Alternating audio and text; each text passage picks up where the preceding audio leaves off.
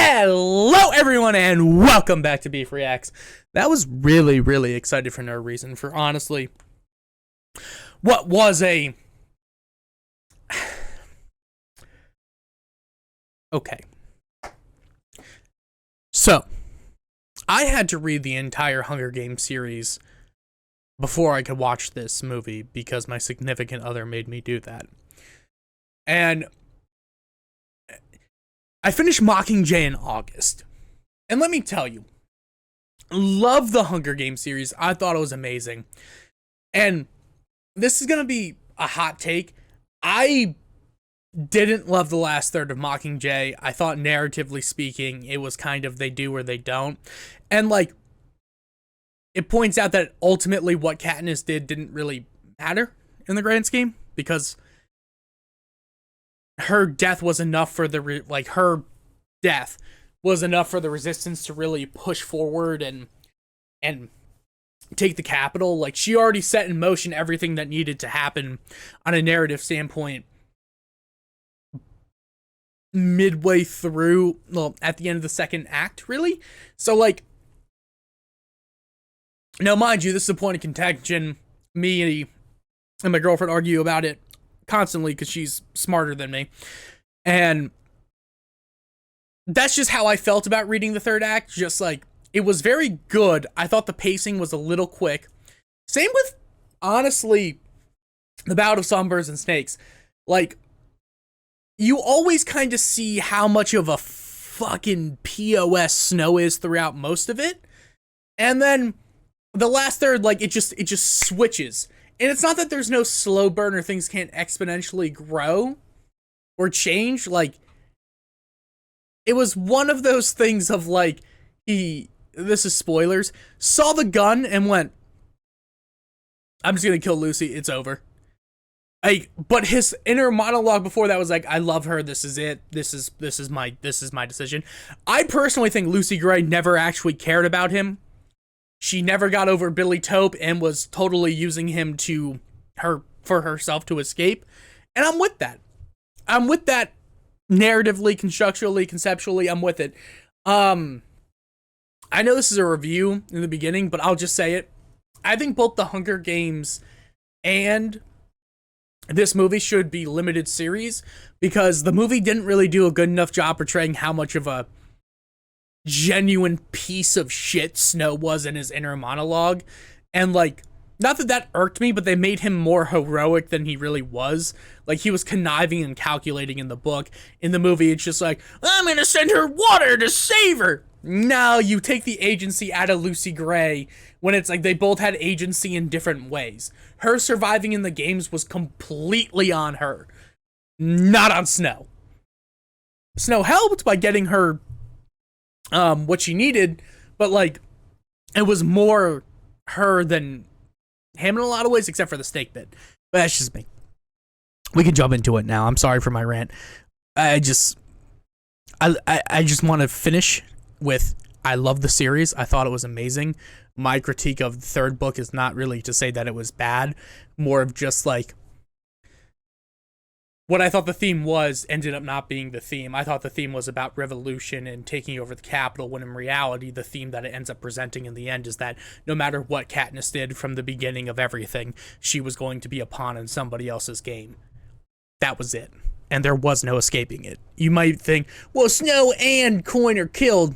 She still ended up being a pawn in a game that she never consented to being a part of. Which is ultimately kind of what Suzanne Collins makes the point of all three of those novels. But, like, that's a narrative decision based on just the way of writing thematics and using story structure. I'm not smart enough to break it down. I can just point out and say, there it is, and that's about it. Oh, God. So, you have a movie for me? Yes, sir, I do. I was thinking we'd do a Hunger Games prequel. Oh, hell yeah. People have been clamoring for some new Hunger Games content. They have? Yeah. Well, no, but that is a title with some brand recognition, which is always safer than something original. I'm scared all the time. Hey, this industry... Yep. It's a pre-sold franchise. I've been reading Save the Cat by Blake Schneider. Highly recommend it. Great book on screenwriting. was built by risk takers, and now it's our job to calm that down a little bit. Amen. So expendable, my dude? We should hold each other after this. I'm in. So tell me about this movie. Well, it's actually going to take place like decades before the other Hunger Games movies and follow a young Coriolanus Snow. Oh, Coriolanus, huh? That was my nickname for a little while after I fell butt first off of my yacht onto a chunk of the Grand Barrier Reef. Oh my god, okay, that's really personal and not really how it's pronounced. Managed to get my surgery sponsored by UNESCO. Alright, so Awesome. eventually this guy is going to turn into the tyrannical president of Panem that we know. So the main Which is awesome, because if you read the books, if you read about a Songbirds and Snakes, now again, this is I'm gonna let you know this is completely my significant other's theory here. She thinks the line "a pebble in an avalanche" and "a drop in a flood" means that if this did well and continues, we might be getting a Haymitch book next, which honestly I am with. Getting a book about Haymitch's games would make me so fucking happy. main character of this becomes the guy in charge of the child murder games. That's right. Gonna be hard. Actually, he doesn't just become in charge of it. He is the person who perpetuates and makes it keep going. It was going to die out if not for President Snow, because control is important to him. I never figured out the thematics of Songbirds and Snakes. If somebody would like to tell me it, please do. Because I'm still not... I've been grappling with what the book was about for a very long time, and I still don't really fucking know. If I'm just keeping it a buck with everyone, I don't know. To get the audience to root for a guy like that. Actually, it's going to be super easy. Barely an inconvenience. Knew it. Really? Yeah, see, he's handsome. So what's going on with this handsome kid murder man? Well, see, at the 10th Hunger Games, Kid Murder Man is going to be charged with mentoring one of the tributes, this girl named Lucy Gray. Lucy Gray. Okay, I'll try to remember that. Oh, don't worry, sir. Her name's going to be repeated 10,000 times in the movie. Oh, okay. And so she's actually a singer, and they have a little And thing in the book. going on, so people call her his songbird. Very cute. But she's also very good with snakes. Songbirds and Snakes, huh? Yeah, see, that's actually the title of the movie, The Hunger Games, colon... The Hunger Games colon? No, the colon would be silent. Oh, so is mine, since... But like, it made sense about of Songbirds and Snakes because she was the songbird and he was the snake, and the snake ended up eating the songbird, which is what... Well, actually, we don't actually know what happens to her because it's because the Ballad of Lucy Gray, which he... Again... They don't make him as much of a fucking piece of shit in the movie as they do in the book. In the book, when you read his inner monologue, he's like, I fucking hate Mockingjays. Fuck Mockingjays. Stupid little fucking insignificant districts thinking that they can take capital genes. Like, he's a eugenicist at heart. Like, fuck Snow. He's such a piece of shit. The post-choral surgery. Again, really personal. Now every fart sounds like a secret. All right, anyway, the title is The Hunger Games, The Ballad of Songbirds and Snakes. That just rolls off the tongue. Okay, great. Yeah, and critics can't really talk shit if our movie's title takes up like half their article's character count. Now that's smart. Yeah. And so Lucy Gray's gonna sing in this thing? About 6 more times than what feels comfortable. What? Yeah. So the whole thing is that if Kid Murder Man wants to rise through the ranks, he needs... Well, she also sings a lot in the book. I listen to the audiobook while reading it because I like doing that. It helps me read. It helps me keep track and pace. But like, fuck, dude, that singer, he did not do a good job. to make sure that Lucy Gray draws in viewers to the Hunger Games because numbers are down and they don't even know if these things are going to continue. Oh, no, actually, no, wait, no, that would be fantastic. Yeah, objectively, but handsome kid murder men want prestige. Right, okay, yeah. And there's going to be this character that actually started the games. He's smart, but he's an alcoholic. Well, we already used Woody Harrelson. Yeah, I was thinking we use the other actor who always does that. Peter Dinklage. Exactly. So Peter Dinklage is like, hey, if you cheat in the Hunger Games, you're going to be in big trouble. Oh, so what does Kid Murder Man do? He cheats. That makes sense. Yeah, he's going to provide Lucy Gray with a little thing of rat poison. Okay, I want to point this out, and this is an argument I got into also. Coriolanus did not cheat until the snakes, all right? And I say that for a very specific reason. All those kids were in that fucking tent with the rat poison. They were all there. Again, the movie changes this because the movie just wanted to change a bunch of stuff, change the way the games work, change the way that Coriolanus interacted with Lucy Gray in a lot of ways. They sped up a lot of the pacing. It felt like I had whiplash throughout the movie just because of the way it fucking whipped me all over the place, but that's just me, all right? That's just me.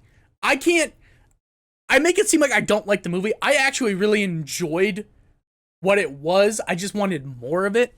So, like, Lucy Gray is Coriolanus hands her an empty thing to remember him by. Lucy Gray puts the rat poison in there. Now, did he suggest it? Yeah.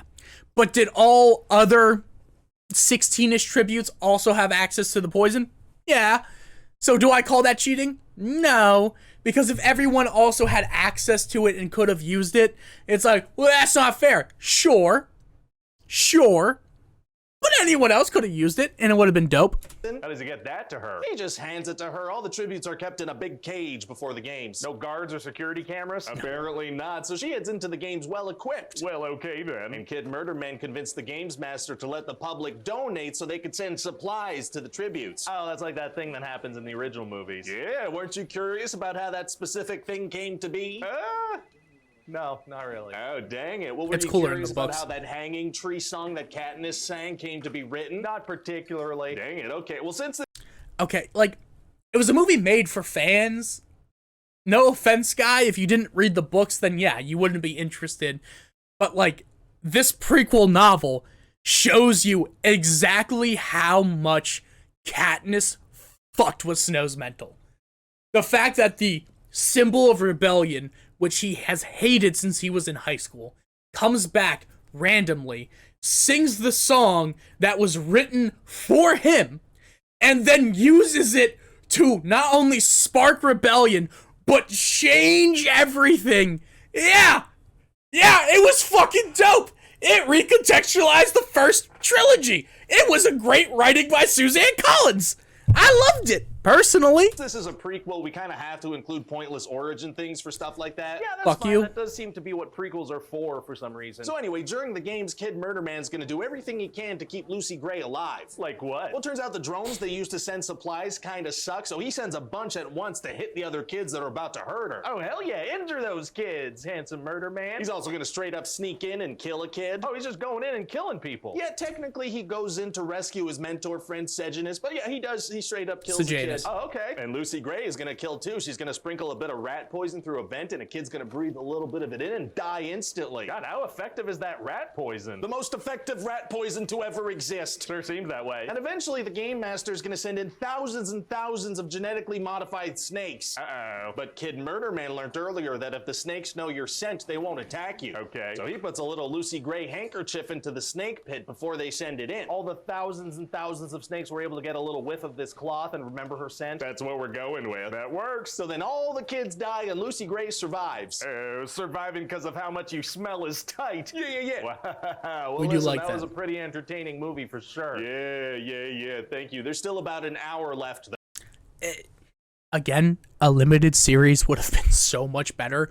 One where it's like Joe Goldberg, in the sense of, like, I get to hear his inner monologue of him literally hating Sejanus for the entire thing, but pretending to be his friend, and then, you know, sending him off to his fucking death, and then being adopted by Sejanus's parents, who in his own inner monologue is like, well, they're still district. Like, you know, it's only right for them to take care of me. God, I fucking hate Snow. Oh my God, what? Yeah, see, Peter Dinklage finds out that Kid Murderman cheated, so he sentences him to 20 years of being Eminem. What? Yeah, he's got to work as a peacekeeper in District 12. Okay. And eventually he's going to reunite with Lucy Gray, and they're kind of in love and stuff. Feels like a whole additional movie. Yeah, well, people got mad when we split one book into two movies. I don't know what you want me to do here. That's a fair point. I mean, no one's ever happy. And Kid Murderman is going to snitch on one of his friends who gets killed, and then he and Lucy Gray... It was Sejanus. Don't just say one of his friends. It was fucking Sejanus. It's the kid he saved earlier. It adds as a joke because then the guy that... Listen, you know what? You're the guy with millions of subs. I know you are very good at this. I'm just pointing out that you should have said, it's the kid he saved earlier. And then he would say, he's like, well, why would he save them just to murder him? It's like, oh, he never actually really fucked with them. Oh, okay. That makes sense. But either way, that's just me. That's just me. Also, the fact that, yeah, he was sentenced for 20 years of being Eminem. I also, low-key, was upset that they decided to completely get rid of that girl who ate people, because at the end, he's like, I guess I could marry Liz Estrada. I know she was a cannibal that one time, And like we've made fun of her for that for years, but she'd make a decent wife. I'm sure no one remembers. They escape. But while they're escaping, they're gonna become paranoid and suspicious of each other, and Kid Murder Man's gonna try to kid murder her. Okay. But we're not really gonna know if he managed to, and then he's gonna go back to Pan Am and kill Peter Dinklage and get a big promotion and be all rich and stuff. We done? We done. Oh, okay, yay, good. So what do you think? Well, that kind of dragged on for a bit there, but sounds like we're bringing a franchise back to life. Let's get the hype train going. Wins weekend, but suffers worst opening ever for Hunger Games franchise. I mean, yeah. Like, I don't think a lot of people really wanted to see it. Or, not that they didn't want to see it. I think there was a lot of... For the pre-established franchise community, for the people that genuinely love the books and people that genuinely love the Hunger Games, I think it was big.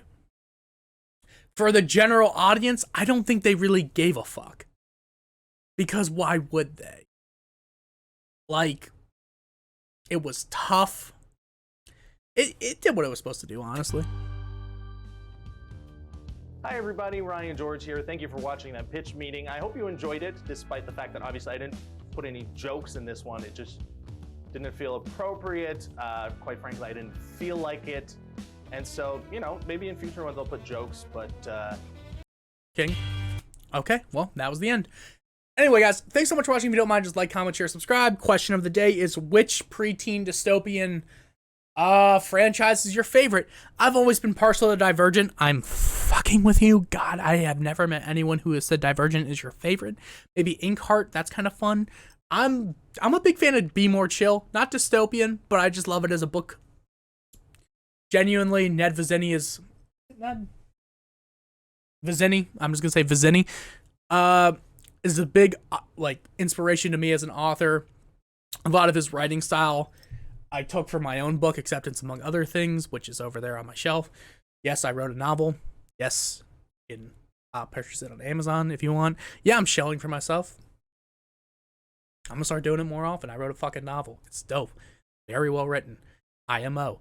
It's also my first one, so I'm sure people are gonna like it, hate it, or whatever. I just want people to read it. I'll offer the first 10 pages if anyone wants. Like, please. I need to know if it's good or bad. Anyway.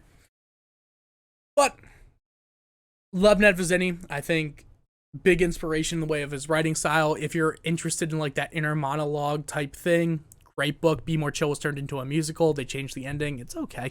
But either way, love you. Peace out. Have a good one. And thanks for watching.